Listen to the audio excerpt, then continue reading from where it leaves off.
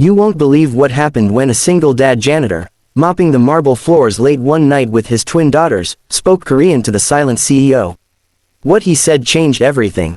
And by the end of this story, you'll understand why even the most powerful men sometimes just need to hear a few honest words, in their mother tongue.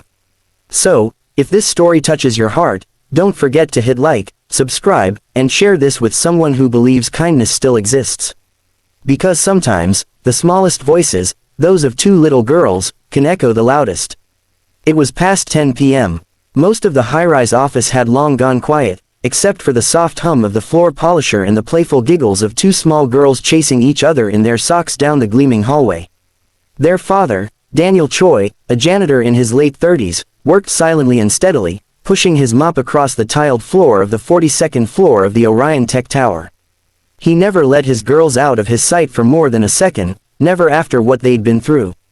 He'd lost his wife 3 years ago in a car crash, and since then, he'd refused to let the system take his daughters. He worked nights so he could be there for them during the day. And because he couldn't afford childcare, he often brought them with him, quietly, carefully, and always with snacks and picture books in his cart. Tonight, though, something was different. In the far end of the hallway, behind the glass panels of the executive wing, a tall man stood watching. He was dressed in an immaculate black suit, hands tucked into his pockets, silent and still like a statue. Nobody really knew him well. Some said he never spoke. Some said he was raised abroad and didn't speak English well. He was the new CEO, Mr.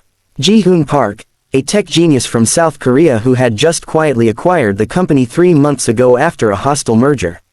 No one ever saw him linger on the work floors. No one ever saw him smile. Until tonight, as Daniel pushed the mop closer to the executive wing, one of his daughters, Lena, spotted the man standing behind the glass and waved innocently. Her twin, Mina, peeked from behind her and whispered, "Daddy, he looks sad." Daniel glanced up, then immediately looked away. "Don't bother him, girls. Come here." But the silent man didn't move. Daniel sighed and continued working, his calloused hands moving in rhythm. He knew what people said about the CEO.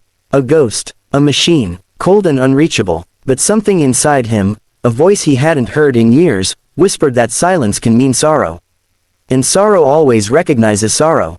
As the girls sat quietly on a bench, playing with a puzzle, Daniel stepped toward the glass where the CEO stood. He hesitated, then bowed slightly, and in a voice low, but fluent, he said in Korean, "Bami japiasneo. Gosang manhu sibnita, sajangnam, it's a long night, you're working hard, sir." The CEO blinked.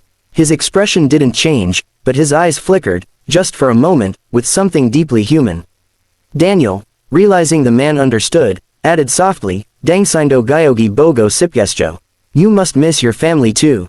That did it. Ji-hoon opened the door slowly and stepped out. He looked at the girls, now curled up together under Daniel's old hoodie, dozing peacefully, and then back at Daniel.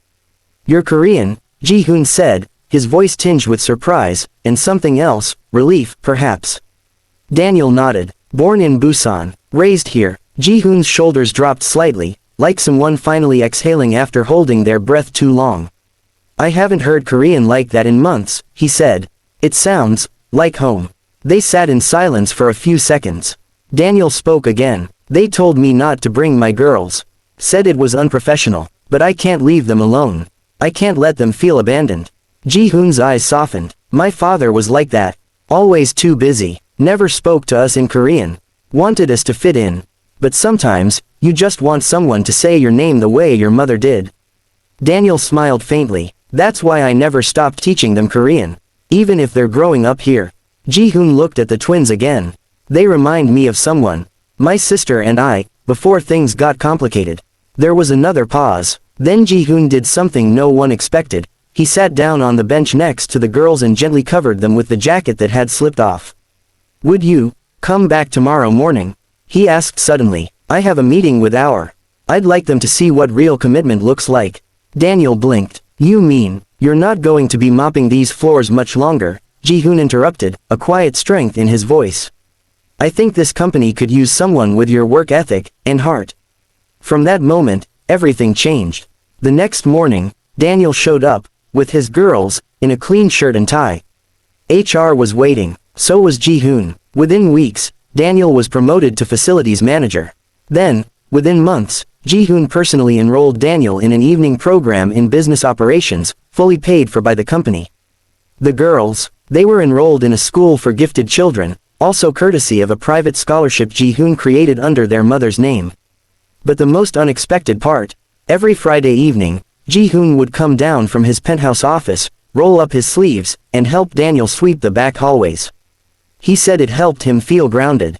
And when the girls came running up to him yelling, "Samchan, Uncle," he never stopped smiling. So, to anyone watching who feels unseen, unheard, or trapped in a place you don't belong, remember this: language has power, but kindness is universal. Even in silence, hearts can speak. And sometimes, the path to a better life begins with one sentence in the language of someone's soul. If this story touched your heart, make sure to like the video, subscribe for more emotional stories like this, and share this with someone who needs a reminder that even the most ordinary nights can lead to extraordinary beginnings.